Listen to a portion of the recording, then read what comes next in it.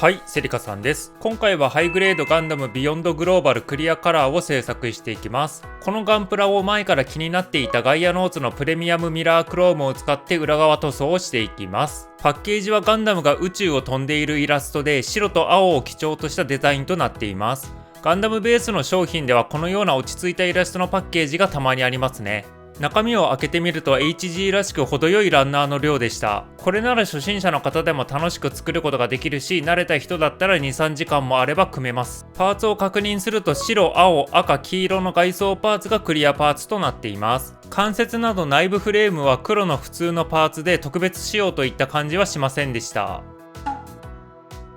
パーツは2度切りで切り離していくので、最初にタミヤの薄刃ニッパーでパーツから少し離れた箇所を切ります。刃の厚さが薄い方が狭い場所にも入りやすいので使いやすいですが、切れるニッパーだったら何でもいいです。ランナーから切り離したらパーツに残った部分をアルティメットニッパーで切っていきます。アルティメットニッパーでもある程度は綺麗に切れますが、完璧にゲート跡を消すんだったらヤスリ作業をした方がいいです。自分の場合はヤスリ作業を楽にしたいからアルティメットニッパーで綺麗に切るようにしています。HG にしてはちょっと珍しい箇所があったので紹介します。腰のフロントアーマーなのですが HG らしく左右がつながったパーツとなっています。ただ説明書を見るとちゃんと真ん中で切るように指示されています。今まで作ってきた HG ガンプラにこんな指示があったものがなかったので正直驚きました。初心者の方にも分かりやすくてすごくいいと思ったので今回軽く紹介しました。仮組みを見てみましょう。このグローバル版は全体的に細めな印象を持ちました。普通の成型色の方は持っていないのでネットの画像を見たのですが、クリアカラーとなったことでより細く見える感じがします。ブラックライトを当てると白のパーツだけ青白く反応します。これだと寂しいので今回は他のクリアパーツも蛍光塗料で塗装していきます。ここからは HG の初代ガンダムを軽く比較していきましょう。各ガンダムは左からアニメ版、グローバル版、オリジン版と呼称していきます。オリジン版だけ内部を塗装しているので本来のクリアカラーと見た目が異なっています。オリジン版の動画もあるので概要欄にリンクを貼っておきます。まずは腕の可動域を比べてみましょう。比べてみるとアニメ版だけ肘を畳むことができません。他の2体はしっかり畳むことができるのはメリットですが、アニメ版の可動域でもポージングする分には十分です。肩はオリジン版だけ上までまっすぐ上げることができませんでした。他の2体はそのまま肩を上げることができるので、同じガンダムでもここまで構造が違うのは面白いです。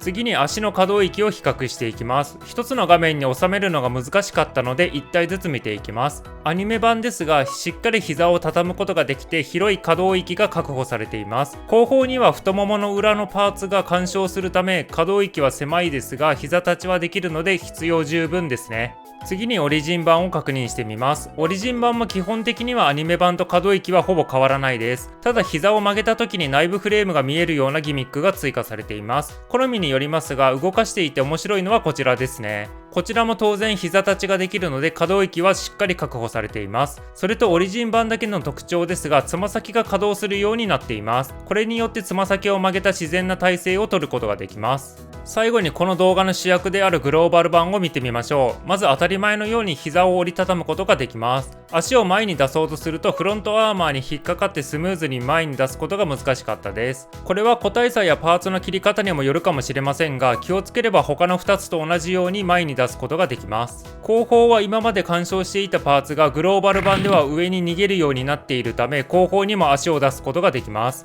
ちなみに上半身が取れたのは左手の指が当たったからで腰のパーツが干渉していたわけではありません。グローバル版では足の長さを少し伸ばすことができます。こういう構造を何て言えばいいのか分かりませんが、バイオハザードに出てくるクランクみたいなパーツに足を組み付ける構造になっています。これによってある程度足の長さを調整することができてより広い可動域を確保しています。こちらもちゃんと膝立ちができるので足の可動域に関してはグローバル版が優秀だと言えますね。ただつま先は稼働しないのでその点だけは残念です。仮組みの確認も終わったのでここからはヤスリでゲート跡を消していきます。映像のパーツは頭の部分ですがこの形状で一体型のパーツとなっています。紙ヤスリを使って400番から水溶きで作業していきます。使用した紙ヤスリの番手は画面に表示しておきます。ゲート跡とパーティングラインもあったので同時に消していきました。1500番までだとヤスリ跡が残っていますが、最後にトップコートを拭けば傷は消えるので、これぐらいで終わりにしておきます。余談ですが、ヤスリ作業中は座っていると腰が痛くなるので、なるべく座らないようにつま先立ちでやっています。昇降デスクを持っていないので苦肉の策でこんな体勢ですが、いつか昇降デスクを買ってちゃんと立った状態でやりたいですね。ヤスリ作業が終わったら超音波洗浄機でパーツについた削りカスや手の油などをきれいにしていきます。あとは乾燥させて塗装作業に入っていきましょう。パーツの裏側に塗装していくので、表面に塗料がつかないようにマスキングしていきます。表面が隠れればいいので、雑にテープを切って貼っていきます。テープをしっかりパーツの形状に合わせるかどうかで性格が出そうですね。塗料はプレミアムミラークロームを使いましたが、ここまで値段が高い塗料は初めてなので、正直ビビりながら塗装しました。希釈は最初からされていて、そのままエアブラシに入れて使えます。塗料を少しも無駄にしたくなかったので、口径 0.3mm のエアブラシを使ってなるべくパーツに近づけて作業しました。吹き付けた後も鏡みたいになりますが、乾燥した後の方がもっと綺麗になります。なので一度吹き付けた後は乾燥させて様子を見てから重ね塗りを検討した方がいいです。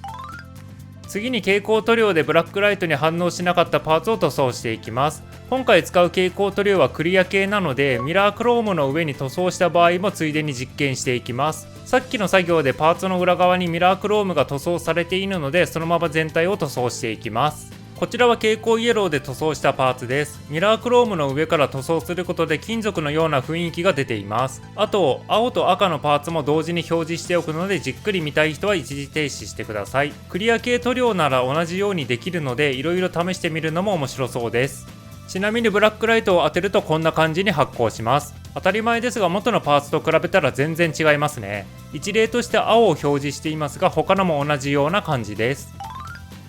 関節とビームライフルはガンメタルで塗装しました。元のパーツが同じような色なので、サフとかやらずにそのまま塗装しています。比較してみると結構違いが出ています。元のパーツが明るいグレーっぽいパーツだったので、黒にすると雰囲気がガラッと変わりますね。クリアカラーガンプラは関節パーツも外から見えるので、好きな色に塗装するのも面白いです。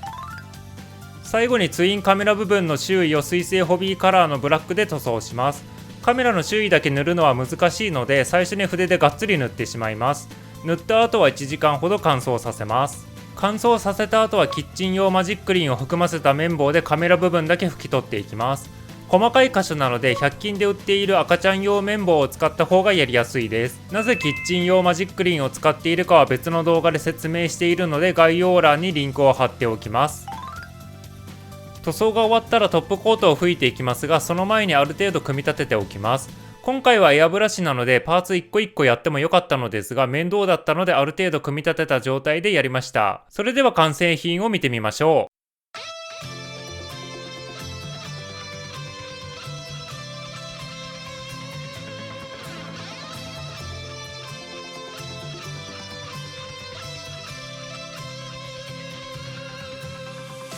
仮組みと比較してみると、ミラークロームをパーツの裏に塗装したおかげで外装パーツの色のままメッキ感が出るようになりました。正直撮影用ライトをめちゃめちゃ反射するので、撮影するのがすごく難しかったです。映像では一番反射しなかった角度で撮影していますが、それでもこれだけ反射しているのはすごいですね。ブラックライトを当てるとこんな感じに発光します。確かに全体的に発光するようになったのですが、普通に明るいだけな感じがしますね。実は初めて全体的に蛍光塗料を塗装したのですが、あんまり自分好みではなかったです。いつも通り墨入れなどピンポイントで使うのが良さそうですね。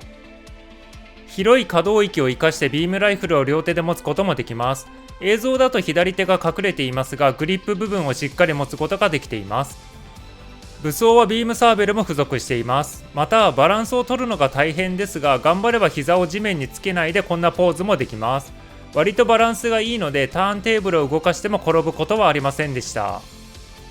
最後にギラギラしたシルバー塗料で塗装したオリジン版と比較してみます。一応同じ初代ガンダムということで、シルバー塗料による見た目の違いの参考になると思ったので動画にしました。どちらのシルバー塗料の見た目が好みかよかったらコメント欄で教えてください。ここまで見てくれてありがとうございました。このチャンネルではクリアカラーキットで動画を見ている方の役に立つ実験や道具の紹介などを投稿しています。他にもプラモ制作に役に立つような実験をしているので、チャンネル登録前に他の動画も見ていただけるとプラモ作りの幅が広がります。それでは次の動画でまたお会いしましょう。